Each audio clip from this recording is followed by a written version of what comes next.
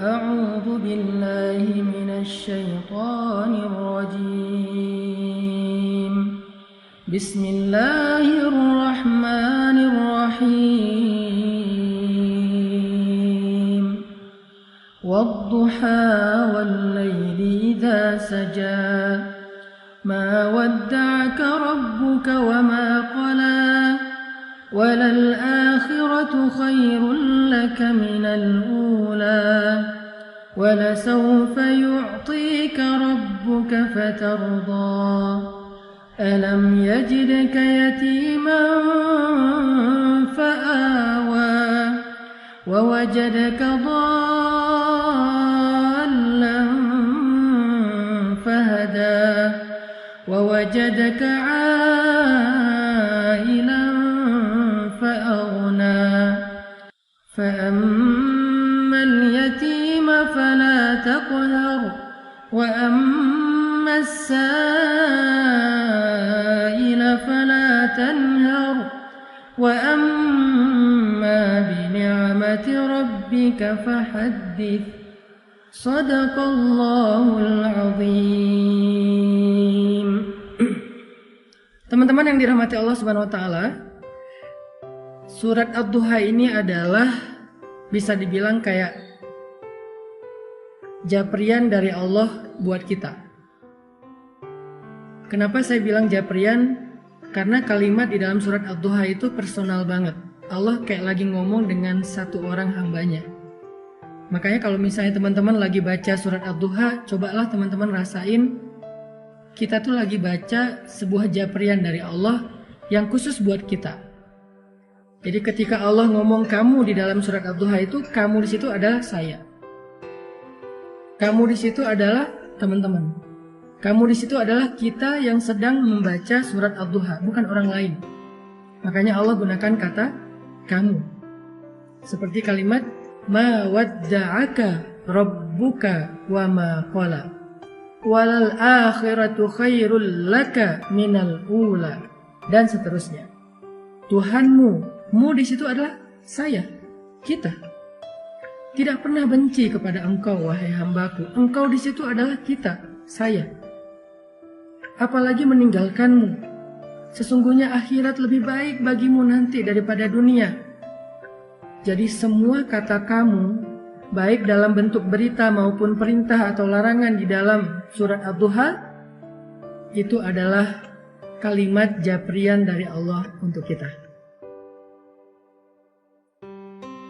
Sehingga ketika kita membaca surat Ad-Duha di malam hari, saat tahajud, apalagi ketika lagi sholat, maka coba teman-teman hayati, coba teman-teman rasakan kalau Allah lagi ngomong berdua dengan teman-teman.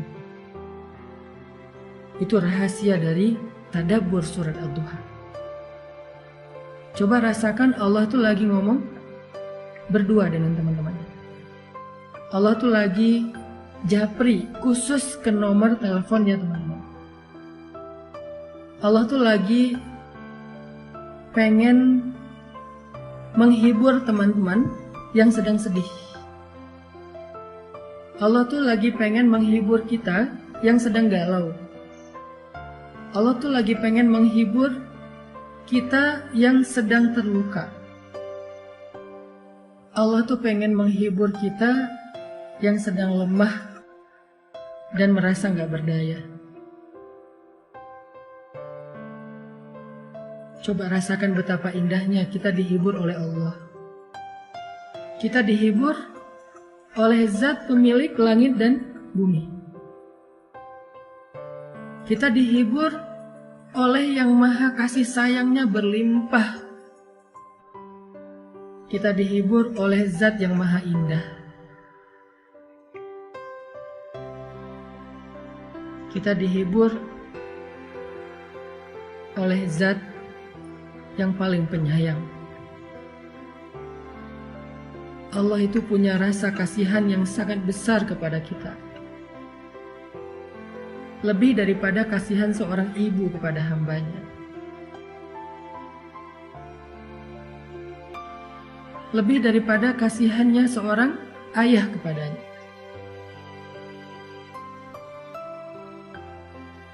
lebih daripada kasihannya seorang suami kepada istri, atau seorang istri kepada suami, atau anak kepada orang tua. Coba rasakan ketika membaca surat Ad-Duha, Allah lagi bicara dengan kita sendiri, bukan dengan orang lain. Ini bukan ayat broadcast, ini ayat jabrian. Makanya Allah tidak mengatakan kalimat ya ayyuhalladzina amanu. Kalau ya ayyuhalladzina amanu itu ayat broadcast. Tapi ma wadda'aka rabbuka wa ma qala itu ayat jabrian. Jadi coba kita rasain kalau Allah itu lagi ngejabri kita, teman-teman. Allah itu lagi seolah-olah pengen meluk kita yang erat supaya Allah bisa menyentuh kita dengan sentuhan kasih sayang, karena Allah paham banget kalau saat ini kita sedang lemah. Karena Allah paham banget kalau saat ini kita sedang dalam keadaan merasa sendirian, sepi, gak punya siapa-siapa yang bisa diharapkan.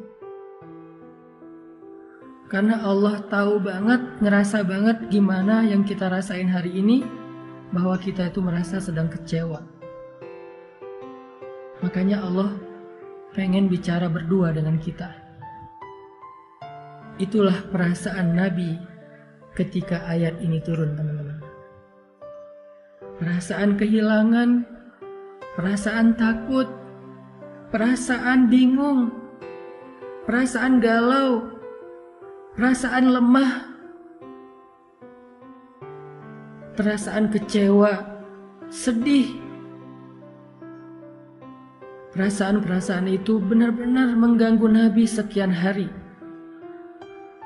Nabi seperti orang yang kehilangan ayah, ibu, istri, anak, pasangan sekaligus, sehingga beliau menjadi bingung harus kemana. Setiap hari bayangin, Nabi setiap hari naik ke bukit yang ada di kota Mekah, memandang ke langit pengen ngadu sama Allah. Nabi tuh pengen ngadu sama Allah, ya Allah saya punya banyak masalah, kemana engkau ya Allah? Ya Allah saya punya banyak masalah, kemana Jibril? Nunggu lama di atas bukit, Jibril gak turun. Akhirnya Nabi pulang ke rumah. Besok balik lagi, ngadu lagi, manggil. Turun lagi dari bukit tanpa bertemu dengan Jibril. Berhari-hari. Ada ulama yang mengatakan 12 hari, ada yang ulama mengatakan hampir 1 bulan. Dalam puncak perasaan galau dan khawatir yang luar biasa itu. Tiba-tiba Allah Subhanahu wa Ta'ala menurunkan surat Ad-Duha. Allah utus Jibril. Allah katakan melalui malaikat Jibril, 1 kalimat, 1 japrian, 1 ayat, 1 surat khusus buat Nabi. Kalimatnya, ma wadda'aka rabbuka wa ma qala. Tuhanmu gak pernah ninggalin kamu dan tidak juga benci kepadamu, Muhammad. Tiba-tiba Nabi seperti merasa, ya Allah, hampir saja saya merasa kehilangan. Hampir saja rasa takut itu mencelakai saya. Hampir saya merasa putus asa dengan kesendirian. Tiba-tiba Allah mengatakan, Abdi, Habibi, hambaku, kekasihku Muhammad, ma wadda'aka rabbuka wa ma qala. Tuhanmu gak pernah ninggalin kamu. Coba lihat betapa lembutnya Allah bicara dengan Nabi. Tuhanmu gak pernah ninggalin kamu. Itu seperti ketika seorang ayah bilang, ayah gak pernah ninggalin kamu, wahai nak. Ayah tuh gak pernah ninggalin kamu. Allah gak mengatakan, aku gak ninggalin kamu, bukan. Tuhanmu berarti seperti menyebut kalimat yang lembut. Sama kayak kita memanggil anak kita, ayah sayang sama kamu, bukan aku sayang sama kamu. Ini adalah kalimat yang sangat lembut dari Allah. Ma wadda'aka rabbuka wa ma qala. Tuhanmu gak pernah ninggalin kamu, apalagi benci sama kamu.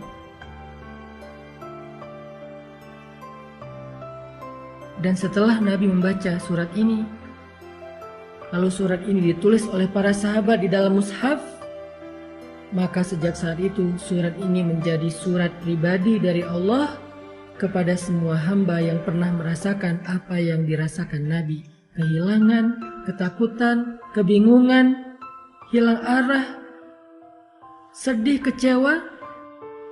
Maka siapapun yang pernah merasakan perasaan seperti itu, apapun alasannya, mau urusan agama, mau urusan dunia, mau urusan keluarga, mau urusan karir, pekerjaan, mau urusan percintaan, apapun alasannya ketika dia merasa sedih seperti itu, maka Allah ngejapri dia dengan kalimat yang lembut.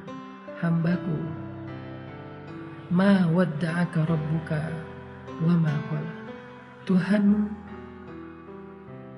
gak pernah ninggalin kamu, apalagi benci kepadamu. Itu maksud dari surat Ad-Duha, teman-teman. Coba teman-teman nanti setelah ini kalau baca surat Ad-Duha di rumah, kalau perlu hafal surat itu karena tidak terlalu panjang untuk kita baca di dalam sholat. Setelah tahu artinya, baca dulu terjemahannya, hafal terjemahannya, nanti baca di dalam sholat ketika lagi sedih. Sholat yang gak ada yang ganggu kita, sholat sunnah, terutama sholat tahajud. Gak apa-apa baca surat ini di waktu tahajud, karena Allah bersumpah dengan waktu malam apabila telah sunyi, bukan hanya waktu duha. Kita baca, kita hayati, Allah lagi ngomong sama kita. Allah lagi pengen menenangkan dan menghibur hati kita yang sedih. Ma wadda'aka rabbuka wa ma qala.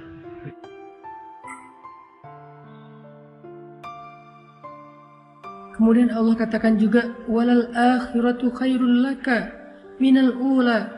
Akhirat itu lebih baik bagimu daripada dunia. Apa maksud dari kalimat ini, teman-teman? Allah pengen ngasih tahu, wahai hambaku, dunia itu emang kayak gitu. Kehidupan di dunia itu semua orang ngerasain, semuanya pernah sakit, semuanya pernah sedih, semuanya pernah kecewa, semuanya pernah kehilangan. Kenapa? Karena itu dunia. Jangan sedih, hambaku. Nanti di akhirat, kamu gak akan pernah lagi ngerasain perasaan yang seperti itu. Nanti di surga, kamu gak akan lagi ngerasain sedih. Kamu gak akan lagi ngerasain kecewa. Kamu gak akan lagi ngerasain ditinggalin. Kamu gak akan lagi ngerasain lelah. Gak ada lagi lelah nanti di surga. Jadi bersabarlah karena kamu masih di dunia. Dan dunia ini sementara. Dan itulah fitrah tabiat kehidupan di dunia. Semua orang merasakannya. Tapi nanti, jika kamu bersabar, jika kamu istiqomah beramal solih, maka nanti di akhirat kamu akan tersenyum. Fatardo, kamu akan puas. Kamu akan bersenang, bersuka cita. Kamu akan ceria, happy. Kamu gak akan lagi merasa lelah. Tapi nanti di akhirat, sabar. Allah menghibur kita. Seperti seorang suami bilang ke istrinya, "Mah, sabar ya. Nanti kalau mama udah ngelewatin ujian ini, kita jalan-jalan yuk. Nanti kita jalan-jalan yuk ke Indonesia Timur. Apakah ke Papua yang indah, atau ke Lombok yang indah, atau ke Ambon, ke Sulawesi. Kita jalan-jalan yuk ke pantai-pantai yang indah di Indonesia. Atau kalau dia punya rezeki lebih, yuk kita jalan-jalan yuk ke Turki. Atau kalau misalnya dia istrinya senangnya dengan kosmetik, skincare, yuk kita jalan-jalan yuk ke Korea. Nanti mama di sana nggak akan sedih lagi. Papa yang sedih ya, habis biayanya." Seolah-olah seperti itulah Allah bicara kepada hamba-Nya. Seperti seorang suami yang sedang menghibur istrinya dengan sebuah janji bahwa kalau istrinya sabar, bahwa kalau istrinya tabah, nanti akan diajak jalan-jalan. nanti akan diajak bersenang-senang sebagai hadiah dari suami kepada istri. Atau seperti seorang ayah kepada anaknya, ketika anaknya lagi ujian, lagi capek belajar sampai malam, kemudian mendapatkan hasil yang hari pertama ujian itu mungkin dia ngerasa kayak berat banget, banyak pertanyaan yang susah dijawab, banyak soal yang dia nggak bisa ngasih jawaban. Ayahnya menghibur, ibunya menghibur, nak, sabar ya, belajar terus ya, yang semangat ya, nanti kalau udah beres ujian, kita jalan-jalan. Kamu mau ke permainan mana? Kamu mau jalan kemana? Nanti ayah akan siapin semuanya. Pokoknya kamu nggak akan kecewa. Pokoknya kamu akan suka. Pokoknya kamu akan bahagia. Kamu akan happy, akan seru-seruan. Kita camping bareng, kita apa dan segala macam. Allah lagi menghibur kita dengan kalimat walal akhiratu khairul laka minal ula. Hambaku, dunia emang kayak gini, sabar ya. Nanti di akhirat kamu akan puas. Kamu gak akan ngerasain lagi yang kayak gini-gini nih. Kamu gak akan ngerasain lagi yang namanya kecewa, sedih, kehilangan, lelah, gak ada. Sehingga ketika kita membaca kalimat walal akhiratu khairul laka minal ula, cobalah membacanya seolah-olah Allah lagi berbisik di telinga kita, ngasih tahu surga itu indah. Surga itu memuaskan. Surga itu apa aja ada. Nanti di sana kamu nggak akan sedih lagi. Nanti di sana kamu nggak akan lelah lagi. Semuanya dilayani. Kamu hanya bilang apa, mau apa. Ya Allah, saya mau makan ini. Seketika itu juga Allah akan berikan kepada kita dengan pelayan-pelayan yang sangat banyak. Rasakan seolah-olah Allah lagi berbisik di telinga kita bahwa kalau kita bisa melalui ujian ini dengan sabar, dengan istiqomah, nanti Allah akan ngajak kita jalan-jalan di surga. Dan coba dengarkan itu dengan hati. Karena hanya hati yang mendengarkan dengan iman, dengan yakin, akan terhibur dengan kalimat akhirat lebih baik daripada dunia dan engkau akan ridha.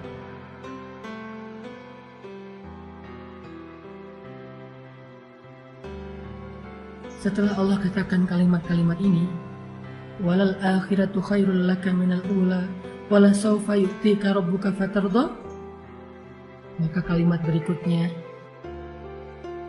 Allah pengen kita melihat flashback kepada masa lalu. Allah pengen kita merenungkan masa lalu kita. Siapa yang selama ini membantu kita?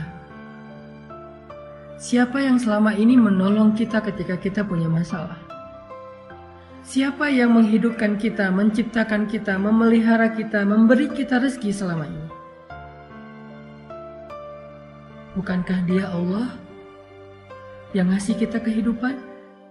Bukankah Dia Allah yang ngasih kita keluarga? Bukankah Dia Allah yang ngasih kita makanan?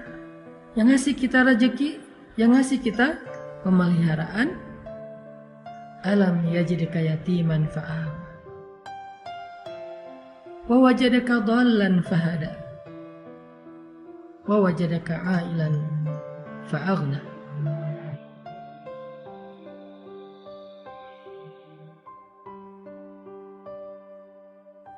Dia yang selama ini memberikan kepada kita banyak kebaikan. Saat kita sendiri, Dia memberi kita keluarga. Saat kita dalam keadaan bingung, Dia memberi kita ide, gagasan, petunjuk, ilmu. Saat kita dalam keadaan lapar, tidak punya pakaian dan tempat tinggal, Dia beri kita kecukupan selama ini. Dan itu menjadi bukti bahwa Dia nggak pernah ninggalin kita, apalagi benci sama kita. Seolah-olah seorang kekasih mengatakan kepada pasangannya, kenapa engkau ragu dengan cintaku? Bukankah selama ini aku setia? Bukankah selama ini aku selalu mencukupkan kebutuhanmu? Aku berkorban untuk kamu. Kenapa kamu masih ragu? Aku sayang sama kamu. Seolah-olah Allah ngomong gitu sama kita, teman-teman. Seolah-olah dengan kata-kata alam yajidka yatiman fa'awa wa wa wajadaka dhallan fahada, wa wajadaka 'ailan fa'aghna. Allah tuh pengen ngomong, aku tuh sayang sama kamu. Aku tuh cinta sama kamu. Kamu gak ngelihat buktinya selama ini siapa yang bantu kamu, siapa yang ngasih kamu nikmat, yang memelihara kamu, yang memperhatikan kamu, yang nolongin kamu, yang kasihan sama kamu. Kenapa kamu masih ragu? Aku sayang sama kamu, kata Allah.